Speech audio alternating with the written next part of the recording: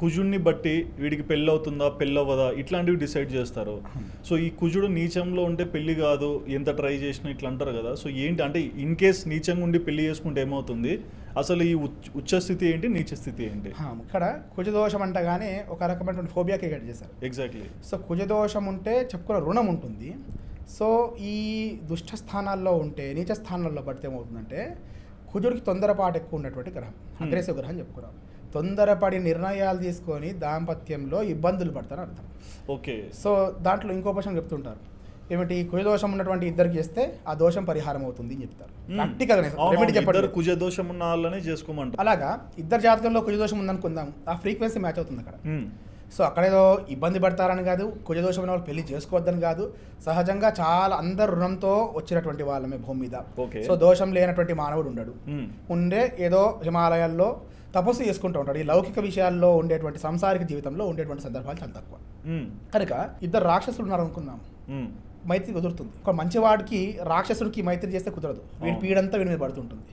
ఇద్దరు మంచివాడికి కలిసి ఉండగలుగుతారు, ఒక చెడ్డవాడు మంచివాడు కలిసి ఉండలేరు. సో ఏమవుతుందంటే కలిసి ఉంటారేమో కానీ మంచివాడిపై చెడ్డవాడి ప్రభావం అధికంగా అవుతుంది, ఆ పీడంతా వీడు అనుభవించాల్సి వస్తుంది. సో కుజదోషం ఉన్నప్పుడు వెంటనే నిర్ణయాలు తీసుకోవడం, నిర్ణయాలు మార్చుకోవడం. సో దానివల్ల భర్త జాతకంలో ఉంటే భార్యకి, భార్య జాతకంలో ఉంటే భర్తకి ప్రభావం చేస్తుందని చెప్తారు. సో అట్లా ఇద్దరికి కుజదోషం ఉన్న పక్షాన ఇప్పుడు ఫస్ట్ హౌస్లో ఒకరికి ఉండి 7th హౌస్లో ఇంకొకరు ఉందనుకోండి, ఆ ఫ్రీక్వెన్సీ మ్యాచ్ అవుతుంది. సో మ్యాచ్ అయినప్పుడు అంటే ప్రత్యేకంగా ఆ ప్రభావం తగ్గిపోతుంది. సో ఇద్దరు రాక్షసులను జత చేస్తే ఏమవుతుంది, ఇద్దరు ప్రశాంతంగా ఉంటారు, వాళ్ళ వల్ల ఇంకోటి ఇబ్బంది పడతారేమో అని వాళ్ళ మట్టుకు వాళ్ళు క్షేమంగా ఉండగలుగుతారు. సో కుజదోషం అంటే పెళ్ళిళ్ళు కావని కాదు, ఆలస్యం అవగాను తీసుకునేటువంటి వాడు ఎవరైతే నేటివ్ ఉంటాడో, జాతకుడు ఉంటాడో నిర్ణయాలు స్థిరంగా తీసుకోడు. అదే కుజుడితో శుక్రుడు ఉన్నాడు అనుకోండి, వెంటనే రిలేషన్షిప్స్ మార్చుతాం, స్థిరమైనటువంటి బాండింగ్ ఉండదు. ఇంకా ప్రతి పార్ట్నర్షిప్ బ్రేక్ ఉంటుంది, రిలేషన్షిప్ బ్రేక్ ఉంటుంది. వెంటనే స్త్రీ జాతకంలో ఉంటే పురుషుడి జాతకంలో ఉంటే స్త్రీకి ప్రభావం చేస్తుందని చెప్పుకున్నాం. స్త్రీ జాతకంలో కుజుడితో శుక్రుడు ఉన్న నీచ స్థానంలో పడ్డ లాంగ్ లాస్టింగ్ రిలేషన్షిప్స్ ఉంటుంది. అంటే అది ఫర్ ఎవర్. సో ఆ దశ వచ్చినప్పుడు, ఆ అంతర్దశ వచ్చినప్పుడు ఇటువంటి ప్రభావాలు ఎక్కువ జరుగుతుంటాయి. ఓకే. సో వీటికి ఏం చేయాలంటే భూతదయ కలిగి అన్ని ప్రాణుల యందు సద్భావంతో ఉండి సేవ చేయడం వల్ల కొంత కర్మ తొలగించుకోగలుగుతాం. ఒకటి. రెండవది నవవిధ భక్తులు చెప్పబడ్డాయి, కీర్తనం, శ్రవణం, దాస్యం, ఇటువంటి ఏ ఒక భక్తిని ఆచరించినా ఆ ప్రభావం తగ్గుతుంది. రెండవది సుబ్రహ్మణ్య స్వామి ఆరాధన చాలా విశేషంగా చెప్పబడింది కుజదోషానికి. మంగళవారం రోజు సుబ్రహ్మణ్య స్వామి ఆరాధన చేస్తే, సుబ్రహ్మణ్య స్వామిని దర్శించుకున్న, సుబ్రహ్మణ్య స్వామి వారికి ఎర్రటి పుష్పాలతో అర్చన చేసిన కుజదోషం వల్ల వచ్చేటువంటి అగ్రెసివ్నెస్ అంతా పోతుంది. సో దానివల్ల ఏమవుతుంది అంటే స్థిరమైపోతారు. దాంపత్యంలో ఈ చిన్నపాటి ఒడిదొడుగులు లేకుండా పోతాయి, సాఫీగా జీవనం సాగుతుంటుంది. అంతే తప్ప కుజదోషం ఉన్నటువంటి వాళ్ళు చేసుకోకూడదని కాదు, చేసుకుంటే ఏమో జరుగుతుందని కాదు. ఏమవుతుందంటే ఈ డిస్టర్బెన్సెస్ అధికమవుతాయి. సో దానికి ఏంటంటే పూర్వమే కుజదోషం ఉంటే దాన్ని చూసి ఆ ప్రభావం ఉన్నటువంటి వాళ్ళు ముందుగా పరిహారాలు లాంటివి ఆచరించినట్లయితే. రెండవది పుట్టినప్పుడు జాతకం ఏర్పడింది. సో వివాహం వయసు అంటే 25, 26, 22 ఆ సర్టన్ ఏజ్ వచ్చినప్పుడు వివాహం చేసుకుంటారు. ఆ సమయం కల్లా జాతకుడు ఒకవేళ కుజగ్రహ సంబంధించినటువంటి పరిహారాలు చేసుకున్నా, లేదా భూతదయ కలిగి ఉన్నా, ఆవులకి గోసేవ చేసిన, లేదా ఆర్థికంగా ఇబ్బంది పడేటువంటి వాళ్ళకి సహాయం చేసిన, కనీసం ఒకరికి భోజనం పెట్టినా ఆ కర్మ ఫలితం తగ్గుతుంటుంది. ఓకే. సో జన్మతః కుజుడు నీచలో ఉన్నాడు, పూర్తిగా వ్యయ స్థానంలో ఉన్నాడు, అష్టమంలో ఉన్నాడు, దోషం చెప్పలేము. ఏమవుతుంది, చేసినటువంటి పుట్టిన తర్వాత చేసినటువంటి కర్మలు ఈ సమయంలో ఉన్నాయి కదా, అది బ్యాలెన్స్ చేస్తుంటాయి అన్నమాట.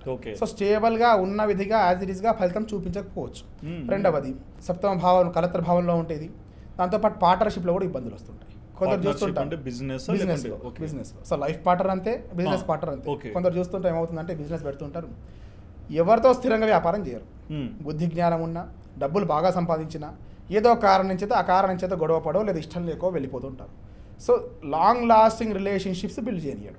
ఓకే. సో ఇలాంటి రెమెడీస్ పాటించినప్పుడు ఏమవుతుందంటే పూర్తి కర్మను తొలగించుకోలేం, కానీ కొద్దో గొప్ప దాని యొక్క తీవ్రతను తగ్గించుకోగలుగుతాం మనం. సో నెక్స్ట్ కుజుడు తర్వాత బుధుడు మంచి మేధస్సు, మంచి వాక్కు, మధురమైనటువంటి వాక్ ఇచ్చేటువంటి వాడు. గణిత శాస్త్రము, ఆర్థిక లావాదేవీలు, వ్యాపారము, ఇవన్నీ కూడా బుధుని ఆధీనంలో ఉంటాయి. ఓకే. అట్లా బుధుడు మంచి బుద్ధికారకుడు. బుధుడు నీచలో పడితే దుర్బుద్ధి కలుగుతుంది. ఉదాహరణకు చెప్పాలంటే ఒక వస్తువు కనిపించింది అక్కడ, కష్టపడి నేను కొనుక్కోవాలనిపించడం సద్బుద్ధి.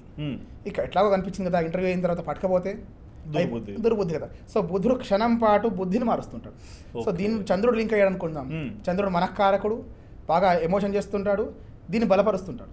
ఓకే. సో బుధుడు ఏం చేస్తాడు, దాంతో కుజుడుతో అయ్యాడు అనుకుందాం, వెంటనే ఇంప్లిమెంట్ చేస్తుంటాడు, ఒక క్షణంలో ఇంప్లిమెంట్ చేస్తుంటాడు. సో బుధుడు శుభస్థానంలో ఉంటే మంచి బుద్ధి, వ్యాపార నైపుణ్యం, మంచి వాక్కు, మీడియా, పబ్లికేషన్స్, ఇవన్నీ కూడా బుధిని ఆధీనంలో ఉంటాయి. ఓకే. అట్లాగే ఇక పంచమ గ్రహం విషయానికి వస్తే బృహస్పతి అందరికీ తెలిసినటువంటి గ్రహం. ఇది మనం వింటుంటాం తరచుగా. ఏదైనా శుభకార్యం చేయాలంటే పండితుల దగ్గరికి వెళ్ళి లేదా దేవాలయ అర్చకుని దగ్గరికి వెళ్ళి ముహూర్తం చూసి గురుబలం ఉందా అని అడుగుతాం. సింపుల్గా అడగాల్సిన విషయం ఏంటంటే గురుబలం ఉందా అని చెప్పేసి ఆ పండితుని అడుగుతుంటాం.